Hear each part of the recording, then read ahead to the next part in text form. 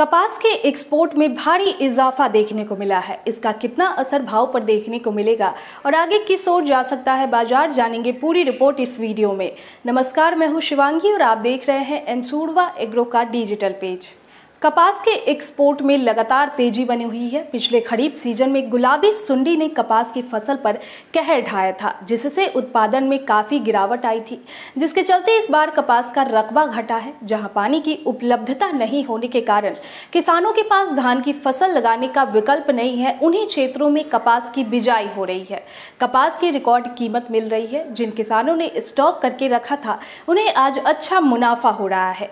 कपास का मौसम अपने अंतिम चरण में है, इसके बावजूद इसके दाम बढ़ रहे हैं। पहले बेमौसम बारिश में कपास के फसलों पर असर हुआ था, जिसके बाद से दामों में भी गिरावट देखी गई थी। भाव में कमी देख किसान ने कपास का स्टॉक करना शुरू कर दिया था। अब उन किसानों को रिकॉर्ड भाव मिल रहा है। सीजन के शुरुआत से ही किसान कपास के अच्छे रेट का इंतजार कर रहे थे। हर साल दिवाली से शुरू होने वाला सीजन मार्च में खत्म होता है। अब खरीफ सीजन भले ही खत्म हो रहा हो, प्रत्येक सीजन के अंत में कीमतों में गिरावट निश्चित देखी जाती है, लेकिन इस साल कपास के मामले में ये लागू नहीं होता दिख रहा है। इसके ठीक विपरीत जिन किसानों ने कपास का स्टॉक किया था उन्हें अब रिकॉर्ड भाव मिल रहा है।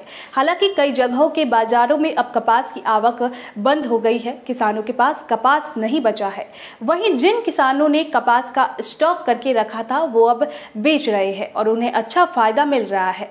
वैश्विक बाजारों में कॉटन के भाव ने 10 साल का रिकॉर्ड तोड़ दिया है। इसका असर भारत पर भी हुआ है और यहाँ कॉटन के भाव भी रिकॉर्ड ऊंचाई पर पहुंच गए हैं। अनुमान ये लगाया जा रहा है कि कॉटन में तेजी अभी थमेगी नहीं और आगे भी यह जारी रह सकती है। कॉटन के रेट में भारी बढ़ोतरी की वजह से कॉटन से बनने वाला सूती धागा भी 43% महंगा हो चुका है।